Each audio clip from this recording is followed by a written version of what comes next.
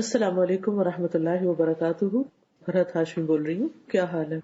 جب آپ government job کرتے ہیں تو آپ کو سال میں کچھ سک لیوز ملتی اور وہ ود پے ہوتی، پھر کچھ ہاف پے پہ ہوتی، کچھ عرصے کے بعد وہ وداؤٹ پے ہو جاتی اور کچھ عرصے کے بعد آپ کو جاب چھوڑنی پڑ جاتی.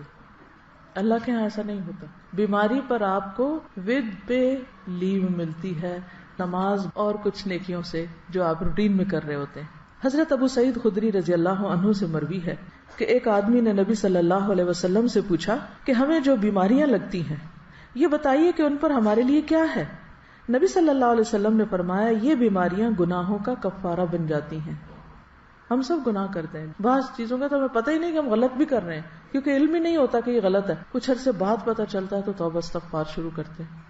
بہرحال حضرت ابی بن کعب رضی اللہ عنہ نے عرض کیا اگرچہ بیماری چھوٹی ہی ہو تب بھی؟ نبی صلی اللہ علیہ وسلم نے فرمایا ہاں، اگرچہ ایک کانٹا ہی چبھ جائے یا اس سے بھی کم. یہ سن کر حضرت ابی بن کعب رضی اللہ عنہ نے اپنے متعلق یہ دعا کی کہ موت تک ان سے کبھی بھی بخار جدا نہ ہو. اور یہ کون ہے دعا کرنے والے؟ ابی بن کعب، عالم صحابی ہیں، کاتب وحی ہیں. لیکن وہ ایسا بخار ہو کہ حج اور عمرہ، جہاد فی سبیل اللہ اور فرض نماز با جماعت میں رکاوٹ نہ بنے. اس کے بعد انہیں جو شخص بھی ہاتھ لگاتا ان کا جسم تپتا ہوا ہی محسوس ہوتا حتیٰ کہ ان کا انتقال ہو گیا. وہ لوگ اپنے قول کے پکے تھے. ہم لوگ ایک وقت میں ایک بات کرتے ہیں یا اللہ ایسا ہو جائے، اور جب وہ ہو جاتا ہے تو پھر کہتے ہیں یا اللہ ایسا کیوں ہوا. تو اس لیے جو بھی دعا مانگے سوچ سمجھ کے مانگے.